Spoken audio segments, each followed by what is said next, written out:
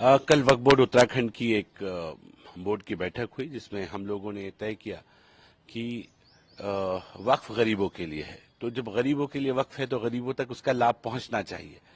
और देश के अंदर मोदी धामी सरकार, ये डबल इंजन की सरकार चल रही है।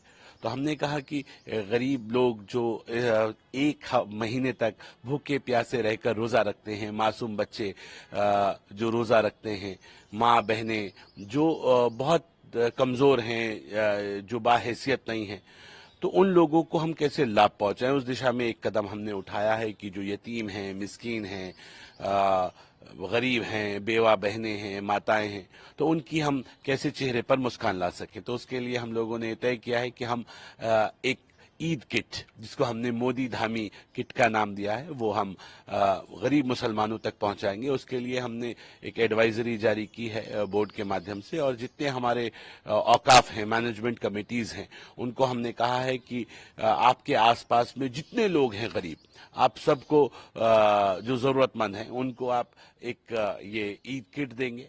और उसके साथ साथ जो बच्चे हैं उनको अच्छे कपड़े उन बच्चों को मिल जाएं। जो जरूरतमंद लोग हैं उनके जो माएँ बहनें हैं उनके पास कपड़े नहीं हैं, उनको भी कपड़ों की व्यवस्था मिल जाए, जिससे वो कम से कम अपनी एक ईद, साल का एक त्यौहार आता है, भूखे प्यासे रहने के बाद वो त्यौहार मना सके, उनके बच्चों के चेहरे पर भी मुस्कान आ सके। वक्फ बोर्ड का मकसद ही ये था कि अमीरों से लो और गरीबों को दो। लेकिन मैं ये कह सकता हूं कि लगभग 75 सालों से ये कहीं देखने के लिए मिला नहीं जैसे मिलना चाहिए था।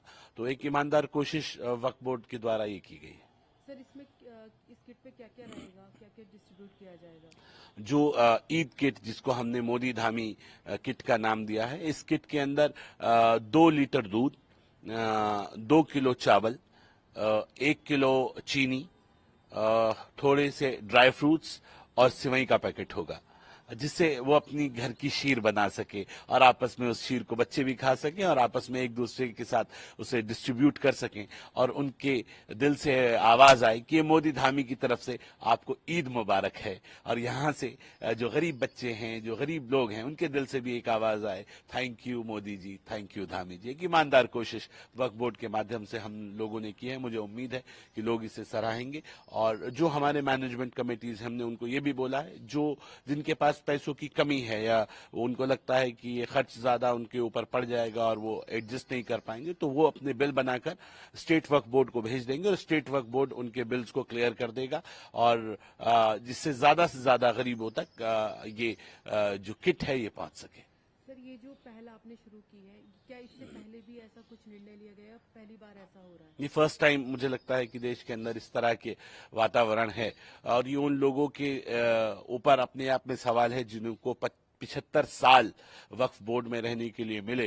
हमने तो कहा है 75 साल वर्सेस मोदी कार्यकाल। आपको मौका मिला, 75 साल में आपने क्या किया वो आपने करके दिखाया। अब मौका हमारा है, अब बारी हमारी है। हम क्या बेहतर कर सकते हैं मुस्लिम कम्युनिटी के चेहरों पर मुस्कान लाने के लिए, कैसे उन्हें मुख्य धारा से जोड़ा जा सकता है। तो तमाम कोशिशें सरकारें सिर्फ इसलिए कर रही हैं कि जो हमारा एक अंग इस भारत माता का कमजोर रह गया है, कैसे उसको ताकतवर बनाया जाए, कैसे उसे मुख्य धारा में जोड़ा जाए, कैसे उसके चेहरे पर मुस्कान लाई जाए। उसके लिए ईमानदार कोशिश ये डबल इंजन की सरकार कर रही है। मुझे उम्मीद है कि लोग इसे सराहेंगे और साथ मिलकर हम सब ईद की खुशियां में सराबोर होंगे, और सब मोदी जी को ईद की मुबारकबाद देते हुए गरीब बच्चे, मासूम बच्चे, यतीम बच्चे जब कहेंगे thank you Modi ji, thank you Dhami ji, तो हमें लगेगा कि हमारा ये निर्णय कामयाब रहा।